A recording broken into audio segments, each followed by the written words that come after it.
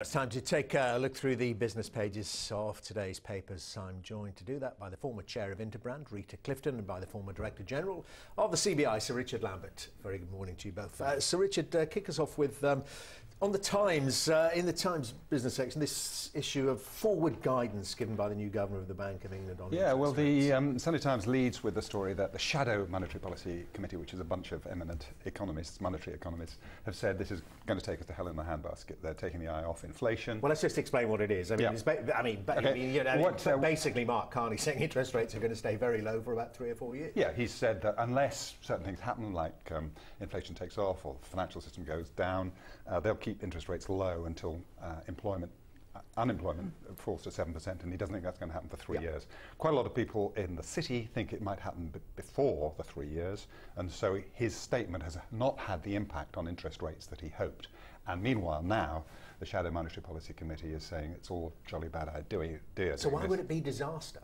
Because they're saying, and I don't agree with it, that it'll confuse the public, make them think controlling inflation is no longer the #1 priority, and it will send all the wrong signals. Anybody who in the past, they say, who's linked interest rates with unemployment has ended up with inflation, and that's where they're going. Okay, but I mean, Rita, what's your take? I mean, couldn't it encourage consumers at least and homeowners and say, well, and is there any evidence that it has this kind of effect that they say, well, okay, I can see for 3-4 years and beyond that cost of borrowing is going to be pretty low?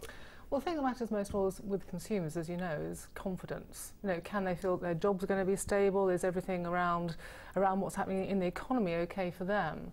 So there's obviously a challenge for savers, you know, in this latest news. And frankly, it didn't take very long for Mark Carney to become not quite the great white hope, but we'll see what happens, shall we? Over the next but do you think he will be tested by the money markets on this? That Not to exaggerating a little bit, he's got to establish his credibility, and his credibility says that the interest rates going forward are lower than they now are. So he's going to be banging on about this. The MPC meet on Thursday, when we'll make an announcement, which will be we're not going to do anything.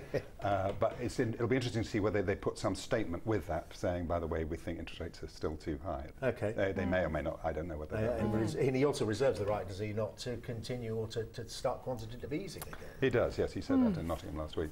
There's a piece in the Mail by Peter Hitchens comparing him to Private Walker in Dad's Army. The one with the little moustache, I know, he was who he said is an absolute rat, and so it's poor old. It's the inevitable happening that because he could walk on Walker, he's getting kicked around a bit. Okay, but Rita, your story comes into this whole issue of consumer confidence. I mean, that's an astonishing statistic, isn't it? That half of high street retailers closing down. Is this because of the economy or because of the internet? Well, it's a whole range of factors. I mean, this is dramatic stuff here. This is handbags and cash registers at dawn as well. Because you don't just have, of course, the report by Bill Grimsby, but also he is criticising the Portus report. And what's very interesting here, I mean, he has got some points about the nostalgia issue. We can't afford to be nostalgic. And it's true, people will say in research, I love independent shops, I love the little local shops, while at the same time, in reality, they're going to the larger shops in the out of towns. So there is an issue here. However, in her report, she wasn't just being nostalgic. And also, it was at the end of 2011. And what this latest report is going to say is that amid much fanfare, this promised the earth but delivered little. I mean, for goodness sake, it's only just over 18 months. And the decline in the high street, the decline in some of the numbers of shops has been going on since the 1960s. You're not going to be able to just snap your fingers and turn things around. There's a whole range of factors. Of course, it's local authorities, it's business rates, changes in consumer behaviour, but also, of course, what's happening in the online world.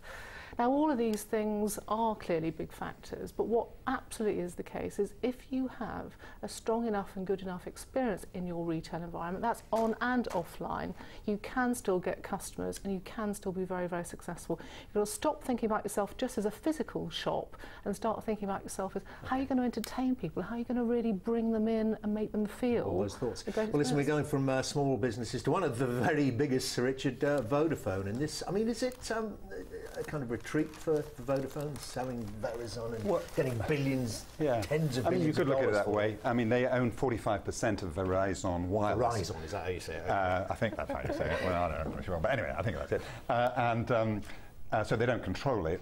And this is a huge asset not to control. Now it is a consolidation. They're no longer going to be a global superpower. I think the interesting question is, if it goes through, and there have been quite a lot of false starts to this, it's $130 billion. How much of that will be taken away by tax? People will be interested in that, on the sales thing. Where's it going to go through all the tax stuff? What will it mean for sterling? It's a big chunk of money to come into sterling. People think about 70%, maybe 70 billion quid coming into sterling. And then what will the company do with it? Some people say they'll give a lump of it back to shareholders. Well, that's a big slag. And shareholders being pension funds, I can see right the way. Yeah, well, that's a big lump of quantitative easing, if you want to look at it that way. Exactly. Some people say, well, they needed to be doing some acquisition. Some people are a little bit rude, say maybe they should use a bit of it to make their mobile phones work better. Well, that is a good point. I suppose it's the financial equivalent of a kind of meteorite. It's a huge number. Hitting the markets. The last story from you, Rita, it's again, big business story, China's quest to forge a global brand. Yeah, absolutely. And this talks about China's ambition to grow global brands, but actually some of the very practical and also political problems that they've got. I mean, you can understand why they want to grow global brands, because he who owns the brand owns the wealth. They're not satisfied to be the factory of the world, and this is the way that you obviously generate sustainable value and wealth too. But they've got a lot of real challenges. They've got a lot of government interference, and if you're not careful, when you do support your businesses through government, you might have local dominance, but you create global weaklings. And China's having a real problem in helping its brands compete. I mean, at the moment, made in China is a pretty value-destroying thing to say, because the perception of Chinese goods is not great. Interesting, actually, later in the article, it talks about using made in Shanghai, which actually they're thinking is not so damaging as made in China.